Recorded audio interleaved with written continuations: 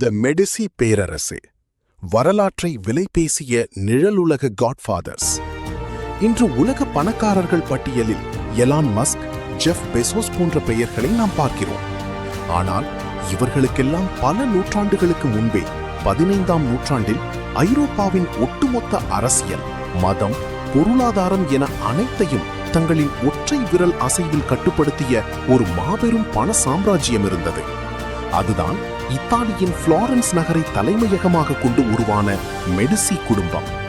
துரோகம், ரகசிய கொலைகள், விறுவிறுப்பான போர்கள் மற்றும் அசாத்திய பிசினஸ் தந்திரங்கள் நிறைந்த இவர்களின் நிழலுலக வரலாறு எந்த ஒரு ஹாலிவுட் திரைப்படத்திற்கும் சளைத்தது அல்ல.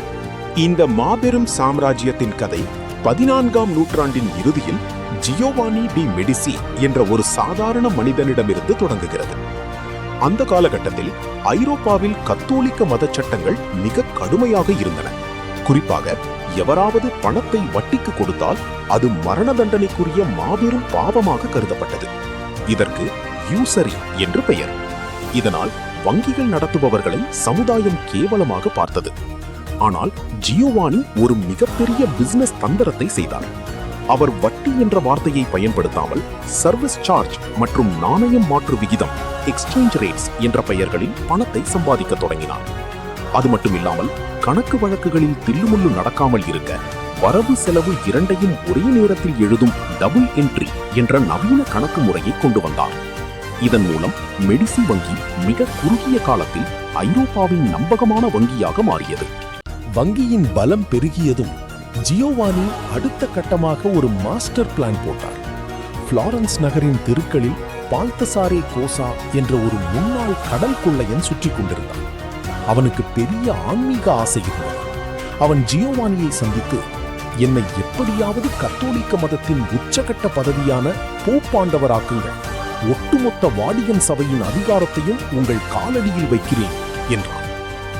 யாரும் நம்பாத அந்த முன்னாள் கொள்ளையனை நம்பி ஜியோவானி தங்களின் அத்தனை பணபலத்தையும் பயன்படுத்தி வாடிகன் கார்டினல்களுக்கு கோடிக்கணக்கில் லஞ்சம் கொடுத்து அவனை போப் ஜான் 23ஆக மாற்றினார்.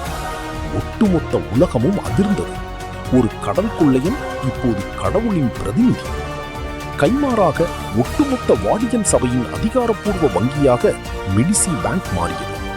ஐரோப்பாவின் மூலை முடுக்கில் இருக்கும் சர்ச்சுகளில் இருந்து வரும் மக்களின் வரிப்பணம் அனைத்தும் மெடிசி குடும்பத்தின் பாதாள அறைகளில் வந்து குவியத் தொடங்கியது. இப்படி மெடிசி சாம்ராஜ்யத்திற்கு ஒரு அசைக்க முடியாத அடித்தளத்தை போட்ட ஜியோவானி டி மெடிசி 1429ஆம் ஆண்டு தனது 69வது வயதில் இயற்கையாக மரணமடைந்தார். ஆனால் அவர் இறப்பதற்கு முன்னால் தனது மகன்களான காசிமோ மற்றும் லாரன்சோவை அழைத்து ஒரு மிக முக்கியமான ரகசிய அட்வைஸை கூறினார்.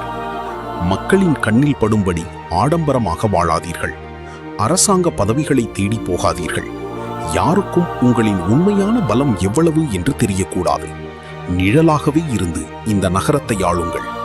ஜியோவானியின் மறைவுக்கு பின் அவனது மூத்த மகன் காசிமோ டி மெடிசி வங்கியின் பொறுப்பையும் குடும்பத்தின் தலைமையையும் ஏற்றான்.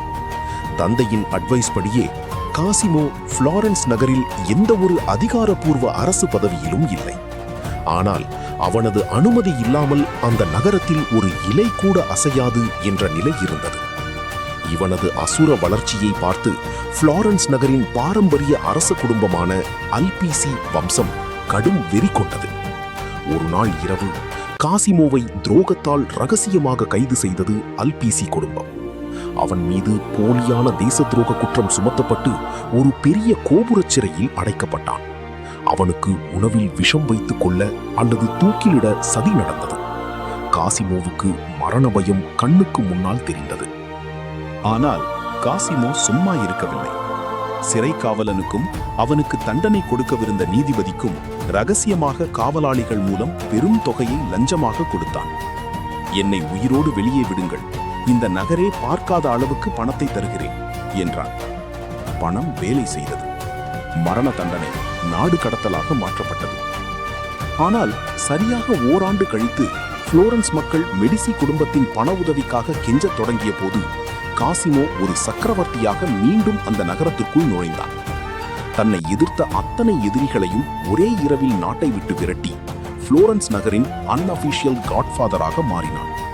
காசிமோவின் மறைவுக்கு பிறகு அவனது பேரனான லாரன்சோ டி மெடிசி, லாரன்சோ த மேக்னிஃபிசன்ட் ஆட்சிக்கு வந்தான்.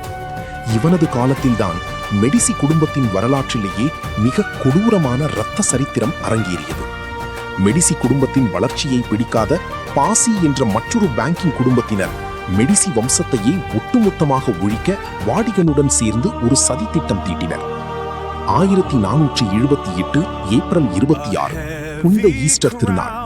புளோரன்ஸ் நகரின் பிரம்மாண்டமான தேவாலயத்தில் பிரார்த்தனை நடந்து கொண்டிருக்கிறது.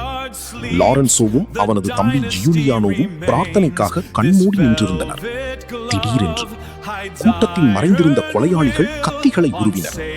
சர்ச்சின் மணி ஒலிக்கும் அதே நொடியில் லாரன்சோவின் தம்பி ஜியூலியானோ 19 முறை கத்தியால் கொடூரமாக குத்தப்பட்டு இரத்த வெள்ளத்தில் அந்த புனித இடத்திலேயே துடிதுடித்து இறந்தான்.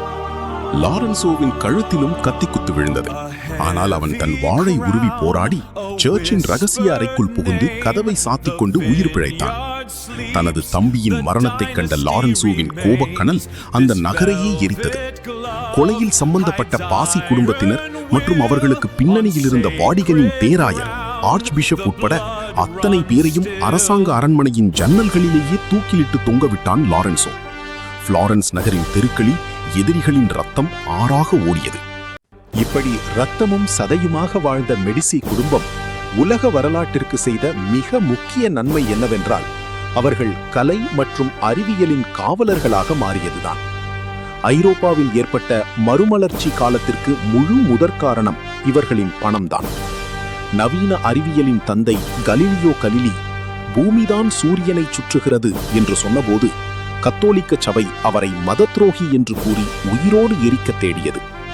அப்போது கலீலியோவுக்கு தங்களின் அரண்மனையில் அடைக்கலம் கொடுத்து சொந்த பாதுகாப்பு படையை அனுப்பி அவரை காப்பாற்றியது இந்த மெடிசி குடும்பம்தான்.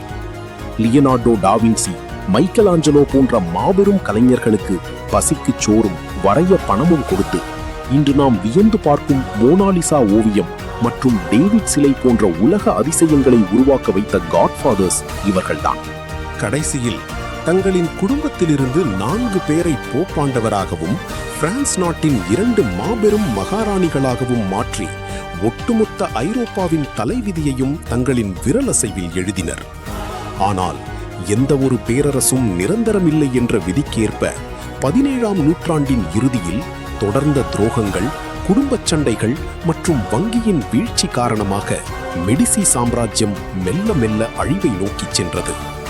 அரசர்கள் வாளோடு களமிறங்கிய காலத்தில் வெறும் செக்புக்கையும் கணக்கு புத்தகத்தையும் வைத்துக்கொண்டு உலகையே மிரட்டிய மாபெரும் மணி எம்பையர் தான் மெடிசி. இவர்களின் பணம் மட்டும் இல்லை என்றால் இன்று நவீன அறிவியலும் இருந்திருக்காது, உலக புகழ் பெற்ற கலைகளும் இருந்திருக்காது. பணத்தால் வரலாற்றையே விலை பேசிய மெடிசி குடும்பத்தின் ரகசிய பக்கங்கள் இத்துடன் நிறைவடைகிறது. இந்த வீடியோ உங்களுக்கு பிடித்திருந்தால் உங்கள் ஃப்ரெண்ட்ஸ் ஆர் ஃபேமிலிக்கும் கண்டிப்பாக ஷேர் பண்ணுங்க. இது போன்ற உலக வரலாறு, ஹிடன் ஹிஸ்டரி மற்றும் பவர்ஃபுல் எம்பையர் ஸ்டோரிஸ் பார்க்க சேனலை சப்ஸ்கிரைப் பண்ணுங்க.